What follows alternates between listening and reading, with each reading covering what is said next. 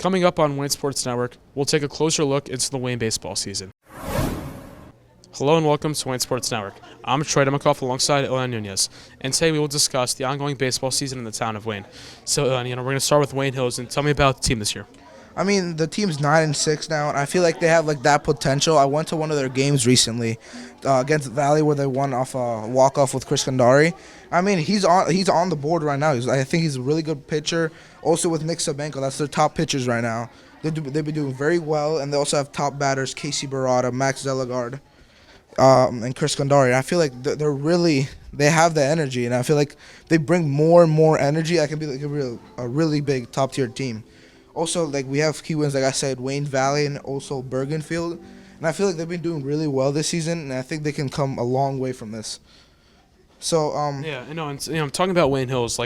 If you look at some of the players being named, like Max Delgard, Casey Barada. Max Delgard headed to FDU. Casey Barada headed to U Manhattan. Definitely just some key players. They're heading to the Division I level. And those are players other teams are definitely looking at for this season. We play them when it comes to the county tournament, the state tournament. I mean, teams are going to have their eye on Max Delgard and Casey Barada, and even Chris Kandari. Just all the players, maybe even Nick Sabanko, all of them. I mean, but you also have that. That's exactly what Casey Barada and Max Delgard were named team captains, because they're leading their teams to wins and after wins after wins. And I feel like they're coming off with a really strong and powerful start, and they can go a really long way. Yeah, now moving on to Wayne Valley, not the season I think they would have hoped for, having a 4-6 record, but, let's take a look at their top pitchers, Nick Erminio and Colin Van Ness. Nick Erminio, I mean, he played last year as a freshman, so that's how he has a bright future, even after this year, 2 more years at the varsity level of pitcher. And then Colin Van Ness, I'm not sure what class he is, but definitely, throwing over 300 pitches this year, he's definitely one of the pitchers they're going to lean on. And now, moving on to the batters, let's talk about their top batters. I mean, they have top batters Christian Verano and Nick Caverna. I mean, they also have the key wins against Wayne Hills and also Lakeland. I feel like it's a slow start, as you said.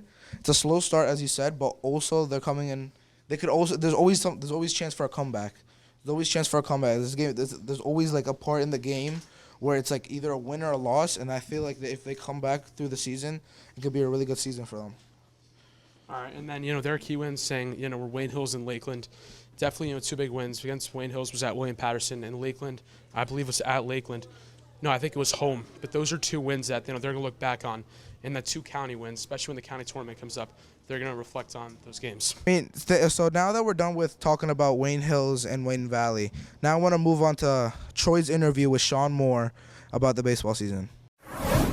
Thanks, Ilian. I'm here with Sean Moore. So, Sean, what position do you play, and what do you enjoy most about it? I play shortstop, and I just like being in the infield, playing with my teammates. All right.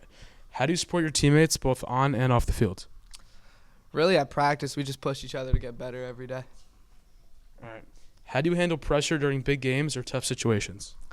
You just got to really sink into the moment and realize you're there for a reason, and that's why you're there. All right. Sorry. What personal goals do you have set for this season?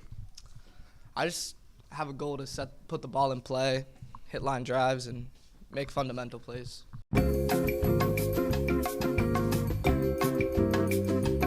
What personal goals do you have set for this season? Some personal goals I have set are making the routine plays and definitely putting the ball in play and hard. All right. What's your favorite memory from playing high school baseball so far? I would have to say it's from this year. We beat Valley in the 7th inning. We came back 7 runs and we won. So, yeah. All right. What is the standard for the team this year? I would say winning, because we did go pretty far in the state tournament along with the counties, and we have a pretty good chance this year. All right. What would you say about the team this year, and where do you see yourselves at the end of the season? I see ourselves with at least a county championship, hopefully. We're expected to get the 4 seeds, so I would assume we're going to do good things by the end of the season. All right. With counties coming up, who do you think will be your toughest opponent and why? I mean, Valley is always a tough opponent. We saw this year. They beat us once. We beat them this year, so it's going to be a close game no matter what. All right. Who specifically has stood out and stepped up as a leader for the team this year? I mean, we do have 2 captains, Casey and Max, so I would say them. They definitely lead the team on and off the field. All right. As a team, what do you guys think you guys have to do to improve the most? I would say executing in spots where runners are on base. We tend to leave some people on, and if we can clean that up, our ball club would be much better.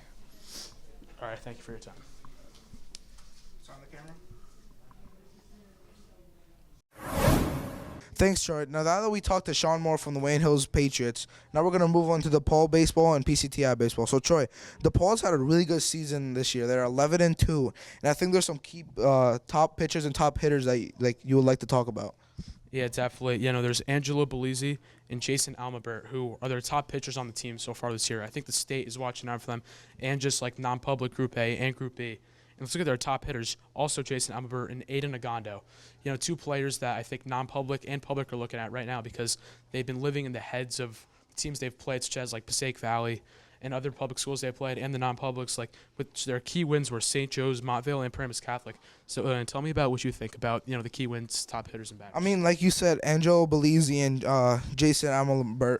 I mean, the state is looking at them like right now as like they're really top, really good pitchers, and I feel like DePaul as like an 11-2 team. I feel like they're going a very long way this season. And so now we're gonna move. So now that we talked about DePaul baseball, so Troy, now that we're talking about PCTI baseball, what do you think? They have a 9-3 season, and I think there's like really key players that we like to talk about on the show. Yeah, definitely. You want to talk about Tyler Harris and Jackson Berger. They're top pitchers which definitely are living in the heads of the batters and not in public Group 5 and even non-public schools if they've played. Let's talk about their top hitters, which are Matt Caruso and Melvin Ganao. Which, those are two batters that, they're just hitting the life out of the ball, base hits, doubles, and triples all season long. I'm sure it's going to continue for weeks to go on. So, Ilian, tell me what you think about them. I mean, also you have to talk about their key wins against Passaic and Indian Hills. I mean, they're having a really good season. They're 9-3. They have 3 losses, but you can still count that out for the 9 wins that they have. And I think they're on for a really good end to their season this year. Thanks, Joy. So, thanks for watching, and stay tuned for next week on Wayne Sports Network.